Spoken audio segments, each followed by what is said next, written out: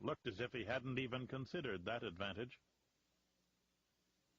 The nobles and administrators live in the upper stalactite buildings, Romber continued.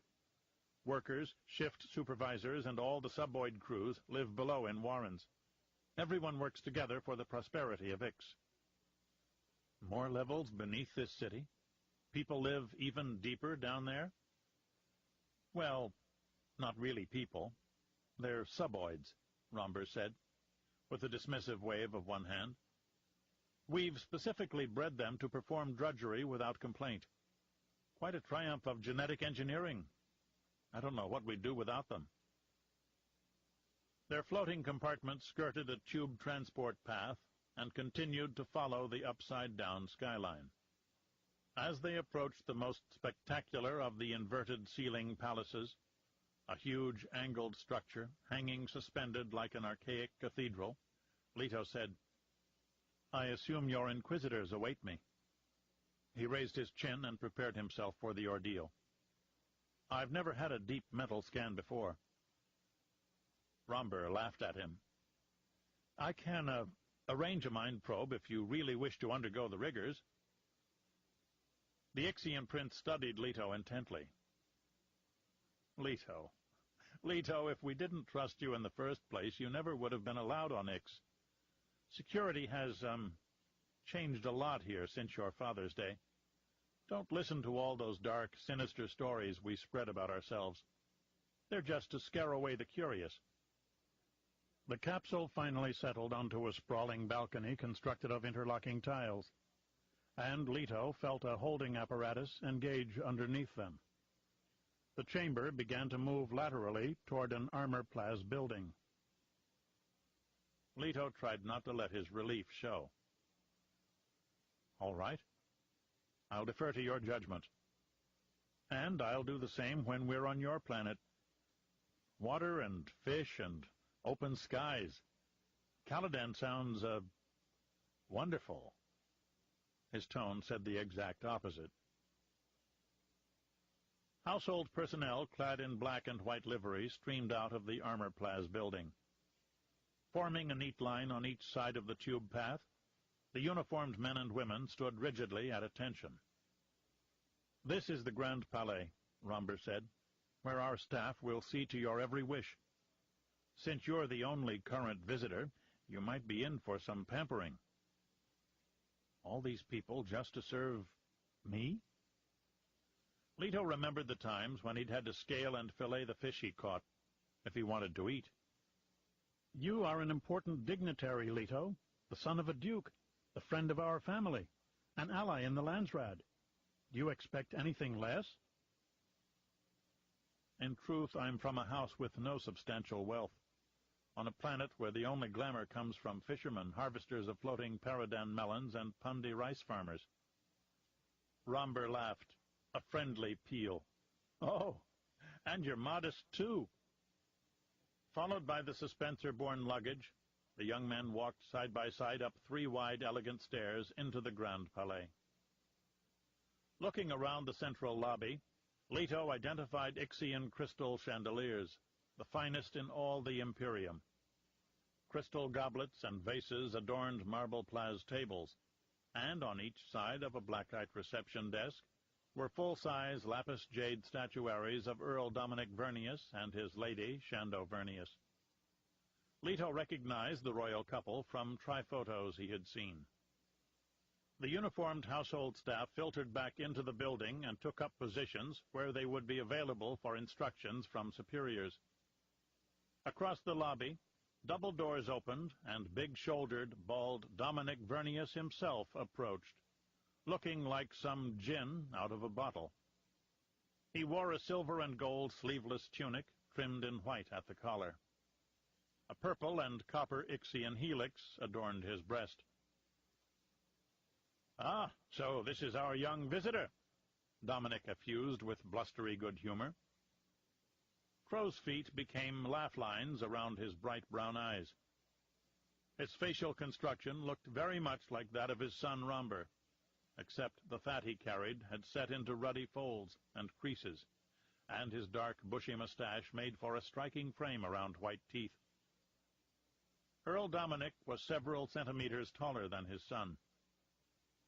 The Earl's features were not narrow and hard like the Atreides and Corrino bloodlines, but came instead from a lineage that had been ancient at the time of the Battle of Corin. Behind him came his wife Shando, former concubine of the Emperor, dressed in a formal gown. Her finely chiseled features, delicately pointed nose, and creamy skin suffused her appearance with a regal beauty that would have shone through even the most drab of garments. She looked slight and delicate at first glance, but carried a toughness and resilience about her. Beside her, their daughter Kylea seemed to be trying to outshine even her mother in a brocaded lavender dress that set off copper-dark hair.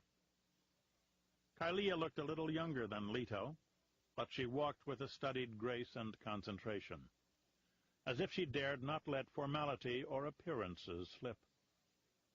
She had thin, arched eyebrows, striking emerald eyes, and a generous cat-like mouth above a narrow chin.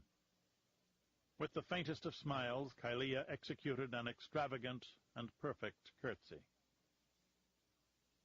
Leto nodded and responded to each introduction, trying to keep his eyes from the Vernius daughter. Hurriedly going through the motions his mother had drilled into him, Leto snapped open the seal on one of his suitcases and removed a heavy jeweled box, one of the Atreides' family treasures. Holding it, he stood erect. "For you, Lord Vernius, this contains unique items from our planet. I also have a gift for Lady Vernius." "Excellent, excellent." Then, as if impatient with overblown ceremony, Dominic accepted the gift and motioned for a servant to come and take it. "I'll enjoy its contents this evening, when there is more time." He rubbed his broad hands together. This man seemed to belong more in a smoky blacksmith shop or on a battlefield than in a fancy palace. "So, did you have a good trip to Ix, Leto?" "Uneventful, sir." "Ah, the best kind of trip." Dominic laughed easily. Leto smiled, not certain how best to make a good impression on this man. He cleared his throat, embarrassed to confess his concerns and worries. "Yes, sir. Except I thought I was abandoned when the guild left me on your planet, and I saw only wilderness." "Ah, I asked your father not to mention that to you. Our little prank. I did the same to him on his first visit here. You must have imagined yourself good and lost." Dominic beamed with pleasure. "You look rested enough, young man. At your age, space lag isn't much of a factor. You left Caladan, what, 2 days ago?" "Less than that, sir." "Amazing how quickly highliners can span great distances. Positively incredible. And we're making improvements in highliner design, enabling each ship to carry a larger payload." His booming voice made the accomplishment seem even more grandiose.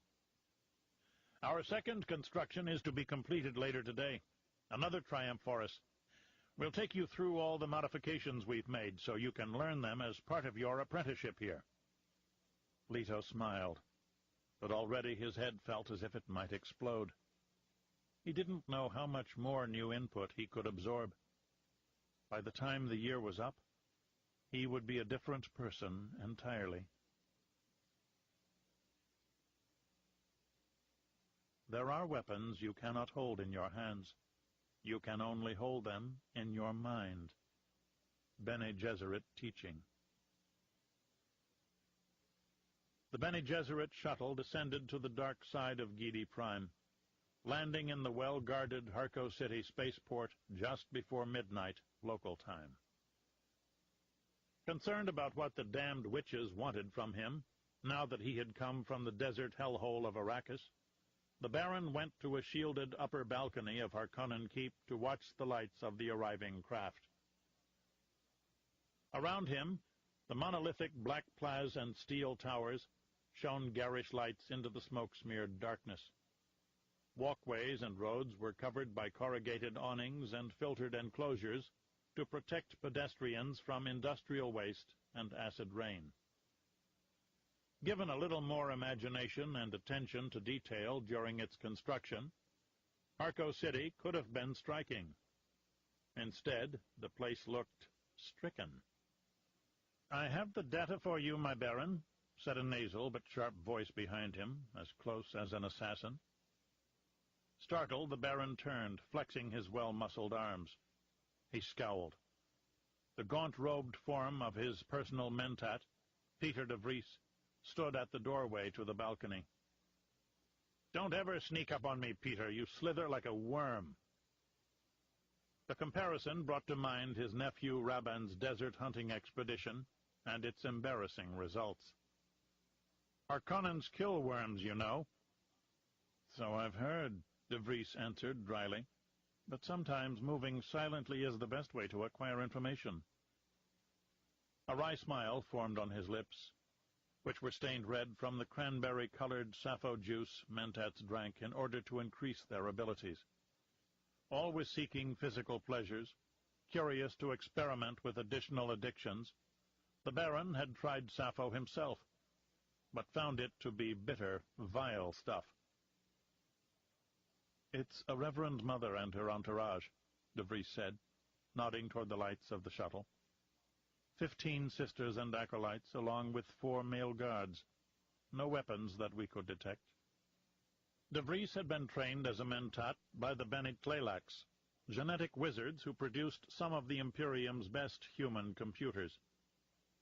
But the Baron hadn't wanted a mere data processing machine with a human brain. He'd wanted a calculating and clever man, someone who could not only comprehend and compute the consequences of Harkonnen schemes, but who could also use his corrupt imagination to assist the Baron in achieving his aims. Peter de Vries was a special creation, one of the infamous Tleilaxu twisted mentats. "But what do they want?" the Baron muttered, gazing at the landed shuttle. "Those witches seem damned confident coming here." His own blue-uniformed troops marched out like a wolf pack before any of the passengers emerged from the ship. We could erase them in an instant with our most trivial house defenses. "The Bene Gesserit are not without weapons, my baron. Some say they themselves are weapons." De Vries raised a thin finger. "It's never wise to incur the wrath of the sisterhood." "I know that, idiot. So what's the Reverend Mother's name, and what does she want?" "Gaius Helen Mohiam. As to what she wants, her sisterhood has refused to say." "Damn them and their secrets," the Baron grumbled, as he spun about on the plaza-enclosed balcony. He strode toward the corridor to go meet the shuttlecraft. Peter de Vries smiled after him. "When a Bene Gesserit speaks, she often does so in riddles and innuendos, but her words also hold a great deal of truth. One simply needs to excavate it." The Baron responded with a deep grunt, kept going. Intensely curious himself, Peter followed. On the way, the mentat reviewed his knowledge of these black-robed witches. The Bene Gesserit occupied themselves with numerous breeding schemes, as if farming humanity for their own obscure purposes. They also commanded one of the greatest storehouses of information in the Imperium, using their intricate libraries to look at the broad movements of peoples, to study the effects of one person's actions amidst interplanetary politics.